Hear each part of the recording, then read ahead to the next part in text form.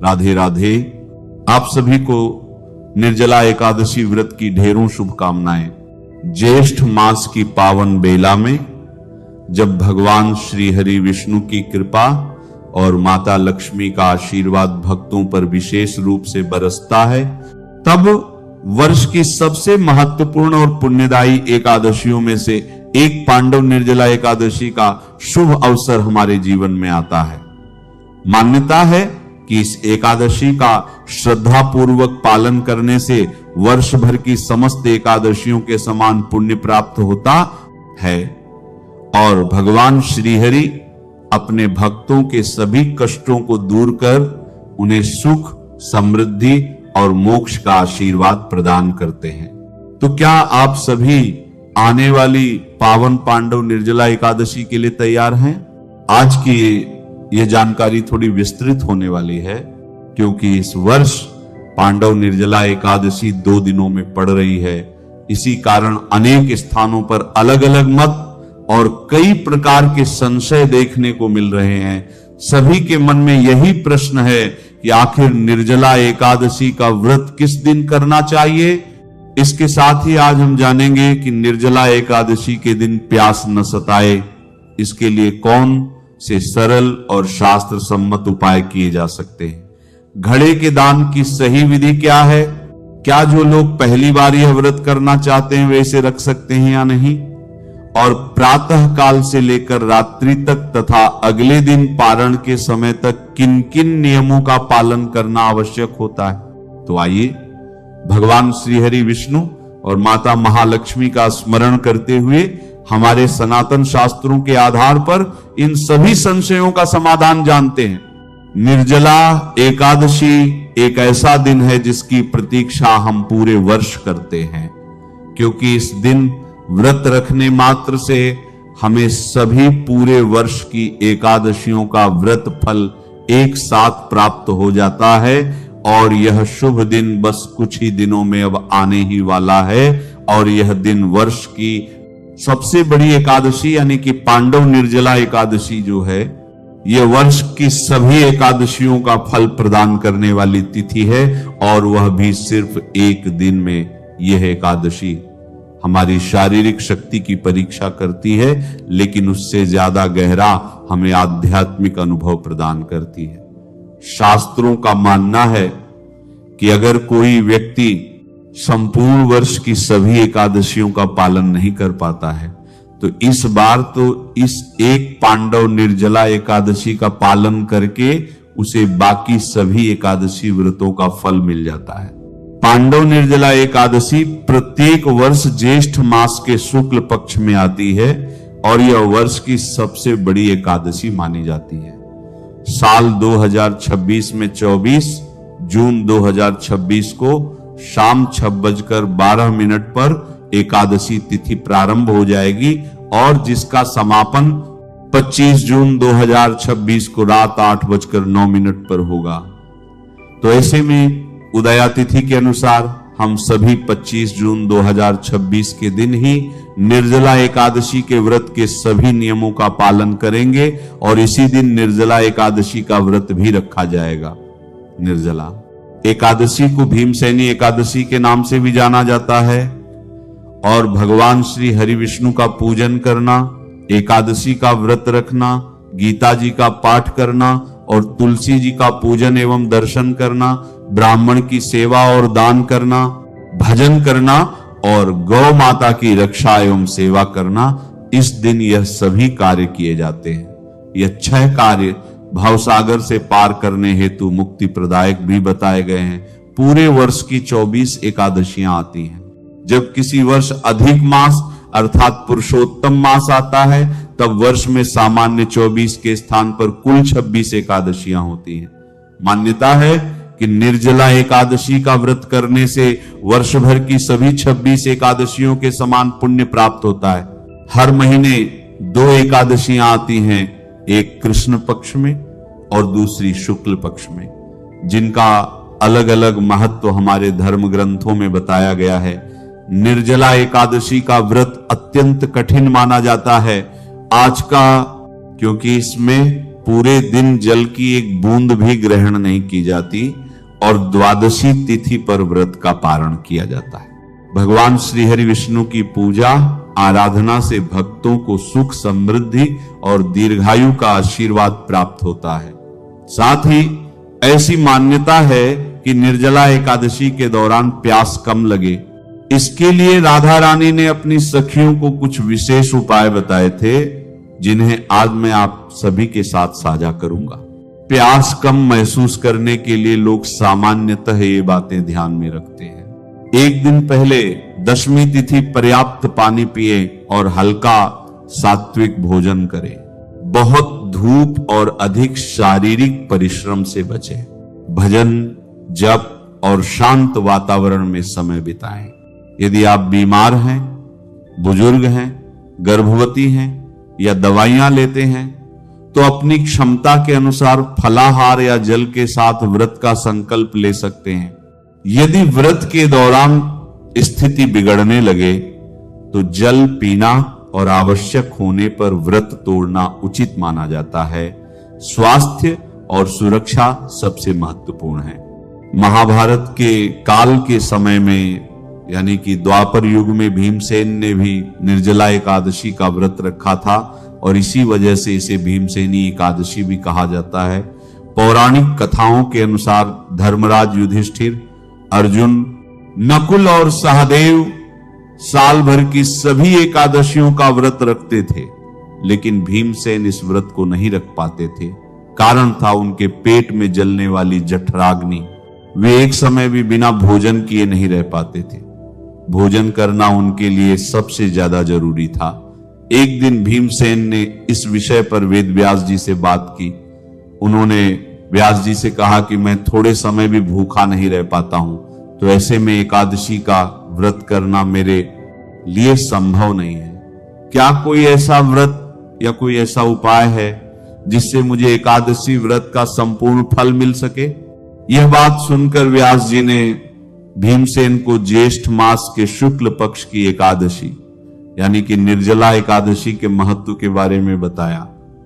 व्यास जी ने कहा कि साल भर में सिर्फ एक एकादशी का व्रत रखने से तुम्हें साल भर की सभी एकादशियों का पुण्य फल एक साथ प्राप्त हो सकता है।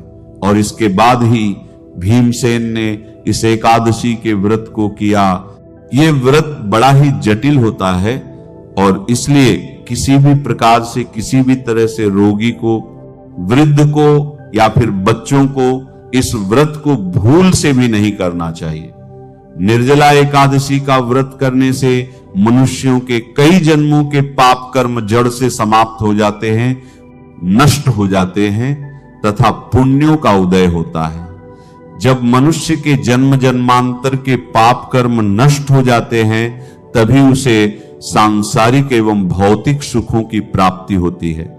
तो देखिए, निर्जला एकादशी की तिथि की शुरुआत जैसा कि मैंने बताया 24 जून 2026 को शाम 6:12 पर प्रारंभ हो जाएगी और निर्जला एकादशी तिथि का समापन 25 जून को रात 8:09 पर होगा। तो ऐसे में निर्जला एकादशी का व्रत 25 जून 2026 दिन बृहस्पतिवार को रखा जाएगा।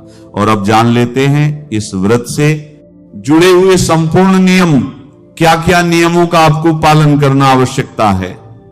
साथ ही जानेंगे कि घड़े का दान किस प्रकार से करना चाहिए और इस व्रत में आपको प्यास न लगे। इसके विषय में राधा रानी ने कौन सा उपाय बताया है, तो देखिए, जो भी भक्त इस एकादशी का व्रत करते हैं उनको दशमी तिथि से लेकर द्वादशी तिथि तक कुछ महत्वपूर्ण नियमों का पालन करना अनिवार्य होता है।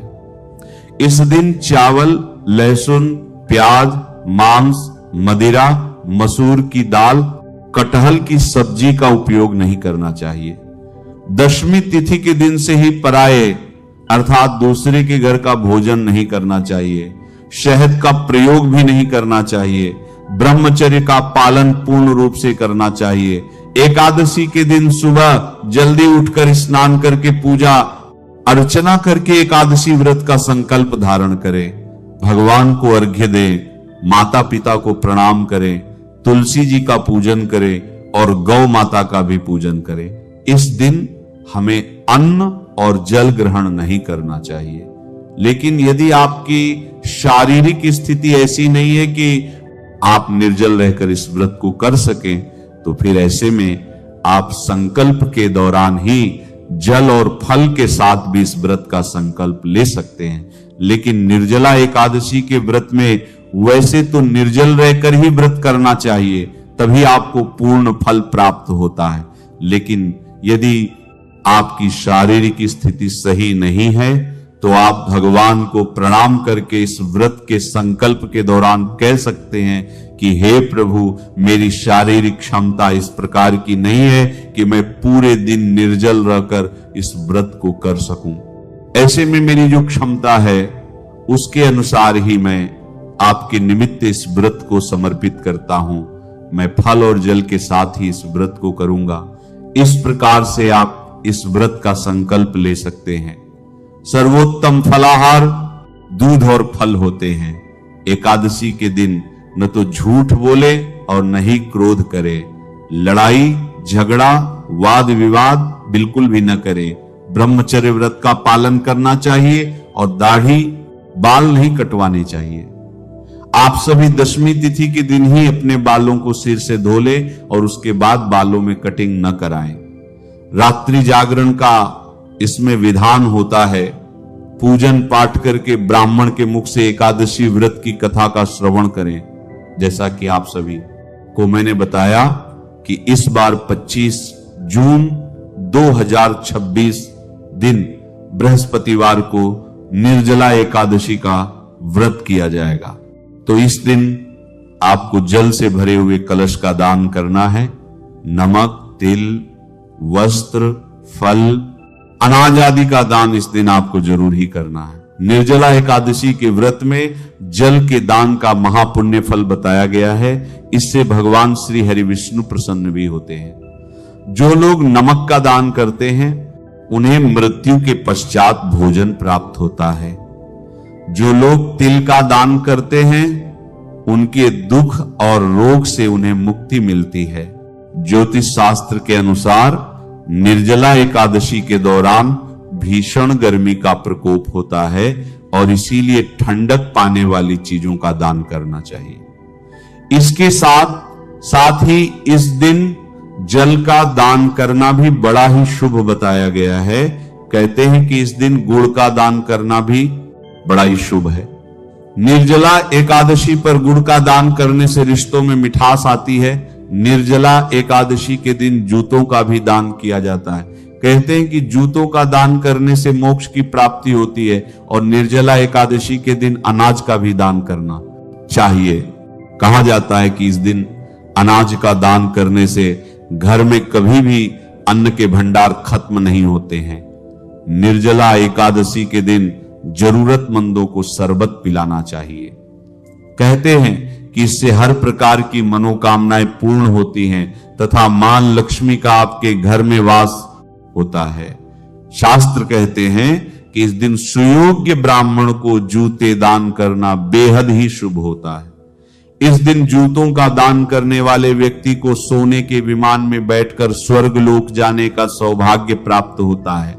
निर्जला एकादशी के व्रत में हमें छाया दान भी जरूर ही करना चाहिए। यदि आपका सामर्थ्य हो तो कहीं पर प्याऊ लगवाएं, वस्त्र का दान करें। कहा जाता है कि इस दिन किए गए जितने भी दान होते हैं मृत्यु के पश्चात यम की यातनाओं से आपको बचाते हैं और भवसागर को पार करते समय यही संपूर्ण सामग्री हमें काम आती है। यानी कि यदि हमने छाया दान किया होगा तो भवसागर की यातना के समय हमें इससे ही छाया प्राप्त होगी। यदि हमने गौ का दान किया होगा तो गौ माता हमें भवसागर से पार करने में सहायता प्रदान करेगी। यदि हमने अन्न और भोजन दान किया होगा तो जब हमें भूख लगेगी तो यही अन्न हमारे सामने आएगा। प्याऊ अगर हमने दान किया है तो जल हमारे सामने आएगा।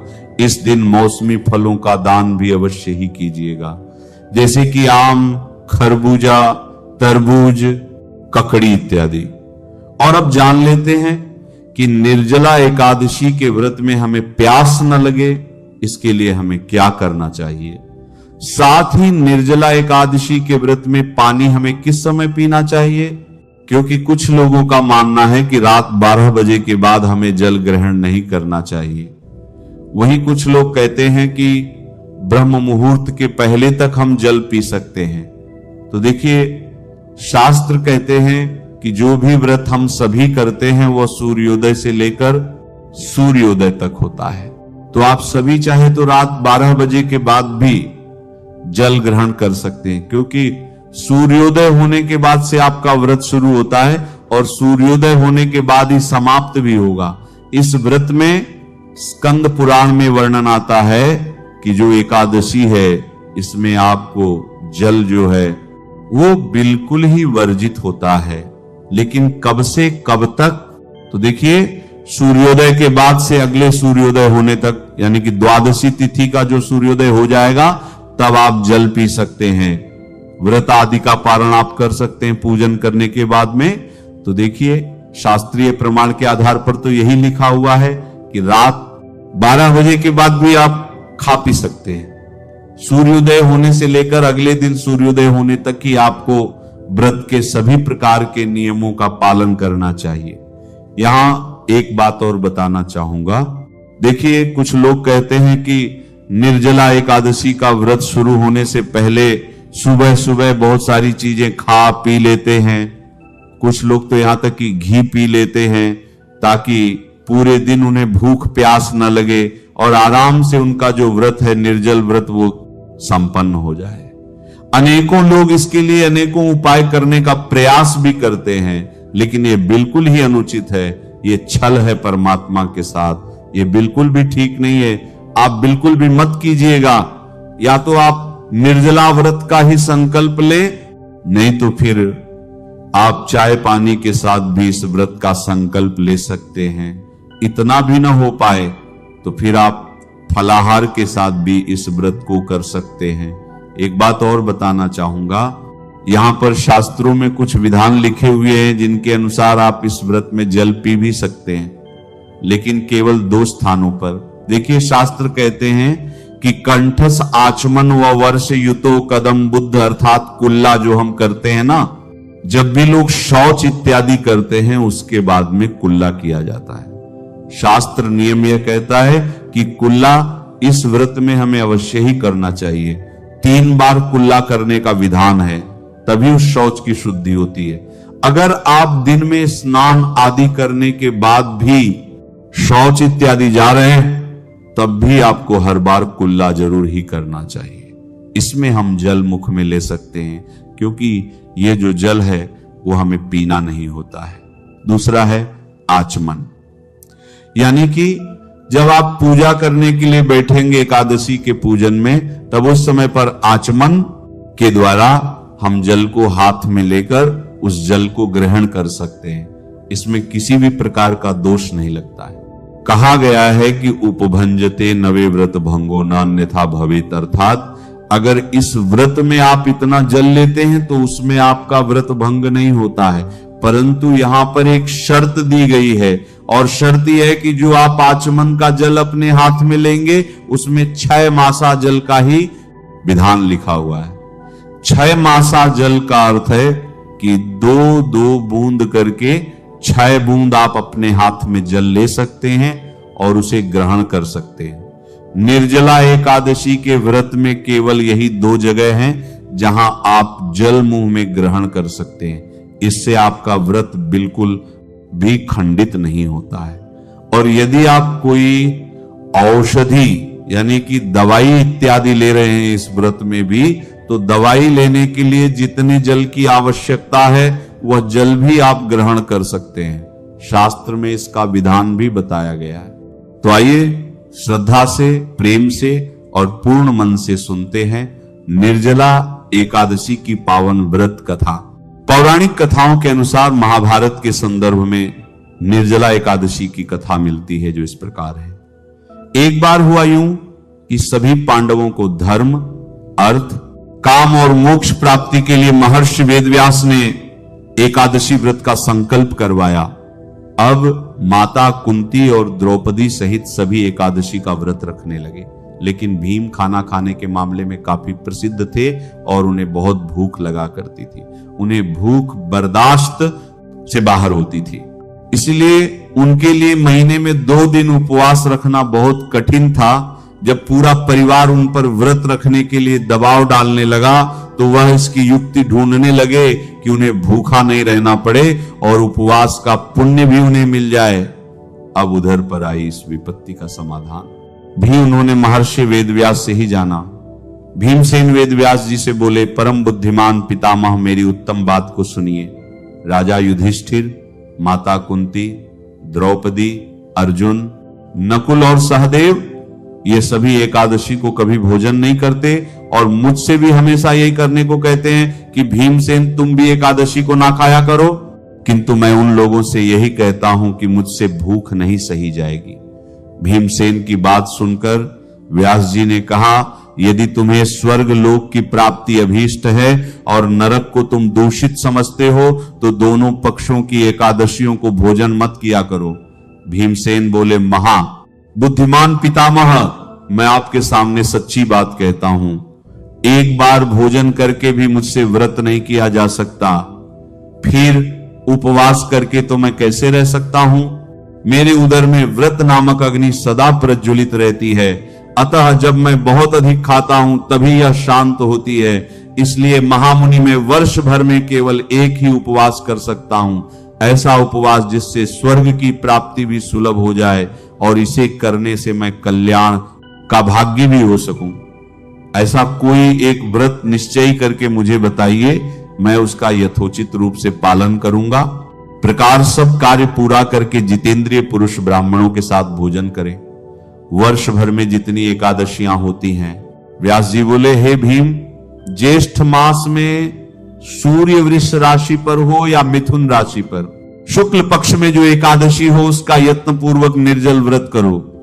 केवल कुल्ला या आचमन करके मुख में जल डाल सकते हो, उसको छोड़कर किसी प्रकार का जल विद्वान पुरुष मुंह में ना डाले, अन्यथा व्रत भंग हो जाएगा। एकादशी को सूर्योदय से लेकर दूसरे दिन के सूर्योदय तक मनुष्य जल का त्याग करे तो ये व्रत पूर्ण होता है। तदनंतर द्वादशी को प्रभात काल में स्नान करके ब्राह्मणों को विधि पूर्वक जल और स्वर्ण का दान करें। इस प्रकार सब कार्य पूरा करके जितेंद्रिय पुरुष ब्राह्मणों के साथ भोजन करें। वर्ष भर में जितनी एकादशियां होती हैं उन सब का फल निर्जला एकादशी के सेवन से मनुष्य प्राप्त कर लेता है, इसमें कोई संदेह नहीं है। शंख, चक्र और गदा धारण करने वाले भगवान केशव ने मुझसे कहा था कि यदि मानव सबको छोड़कर एकमात्र मेरी शरण में आ जाए और एकादशी को निराहार रहे तो वह सभी पापों से छूट जाता है। एकादशी व्रत करने वाले पुरुष के पास विशालकाय विकराल आकृति और काले रंग वाले दंड पाशधारी भयंकर यमदूत नहीं आते। अंतकाल में पीतांबरधारी सौम्य स्वभाव वाले, हाथ में सुदर्शन चक्र धारण करने वाले और मन के समान वेगशाली विष्णु दूत उस वैष्णव पुरुष को भगवान विष्णु के धाम ले जाते। अतः निर्जला एकादशी को पूर्ण यत्न करके उपवास और श्री हरि का पूजन करो, स्त्री हो या पुरुष। यदि उसने मेरु पर्वत के बराबर भी महान पाप किया हो, वह सब इस एकादशी के प्रभाव से भस्म हो जाता है। जो मनुष्य उस दिन जल के नियम का पालन करता है वह पुण्य का भागी होता है। उसे एक एक पहर में कोटि कोटि स्वर्ण मुद्रा दान का फल प्राप्त होता है। मनुष्य निर्जला एकादशी के दिन स्नान, दान, जप, होम आदि जो कुछ भी करता है वह सब अक्षय हो जाता है। यह भगवान श्री कृष्ण का कथन है। निर्जला एकादशी को विधि पूर्वक उत्तम रीति से उपवास करके मानव वैष्णव पद को प्राप्त कर लेता है। जो मनुष्य एकादशी के दिन अन्न खाता है वह पाप का भोजन करता है। इस लोक में वह चांडाल के समान है और मरने पर उसे दुर्गति प्राप्त होती है। जो ज्येष्ठ के शुक्ल पक्ष में एकादशी को उपवास करके दान करेंगे वे परम पद को प्राप्त होंगे। जिन्होंने एकादशी को उपवास किया है वे ब्रह्म हत्यारे, शराबी, चोर या गुरुद्रोही होने पर भी सभी पातकों से मुक्त हो जाते हैं। हे कुंती नंदन, निर्जला एकादशी के दिन श्रद्धालु स्त्री पुरुषों के लिए जो विशेष दान और कर्तव्य विहित है उन्हें सुनो। उस दिन जल में शयन करने वाले भगवान विष्णु का पूजन और जलमयी धेनु का दान करना चाहिए, अथवा प्रत्यक्ष धेनु या घटमय धेनु का दान करना उचित है। पर्याप्त दक्षिणा और भांति भांति के मिष्ठान्नों द्वारा यत्न पूर्वक ब्राह्मणों को संतुष्ट करना चाहिए।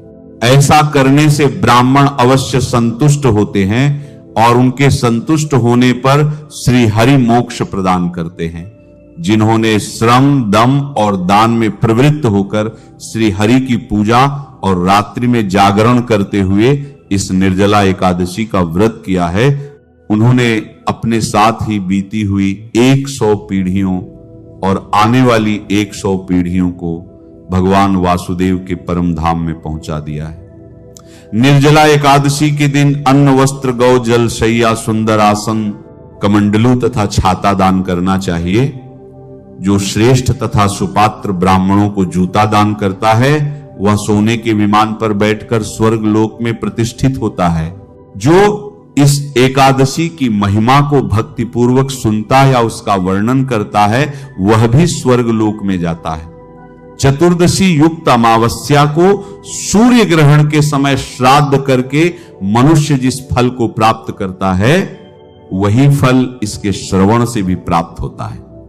पहले दंत धावन करके यह नियम लेना चाहिए कि मैं भगवान केशव की प्रसन्नता के लिए एकादशी को निराहार रहकर आचमन के सिवा दूसरे जल का भी त्याग करूंगा। द्वादशी को देवेश्वर भगवान विष्णु का पूजन करना चाहिए। गंध, धूप, पुष्प और सुंदर वस्त्र से विधि पूर्वक पूजन करके जल के घड़े का दान संकल्प करते हुए करना चाहिए। हमें कहना चाहिए कि संसार सागर से तारने वाले हे देव देव ऋषिकेश, इस जल के घड़े का दान करने से आप मुझे परम गति की प्राप्ति करवाइए।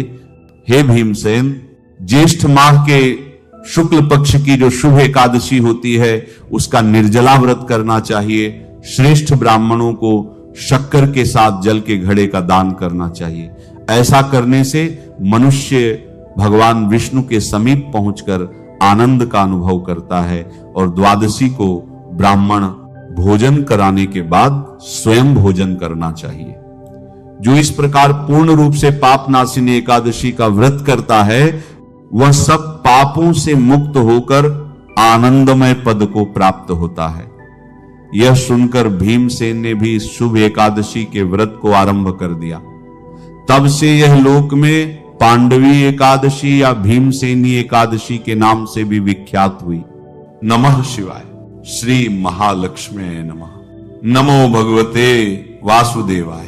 जय मां सरस्वती। जय श्री कृष्ण। राधे राधे।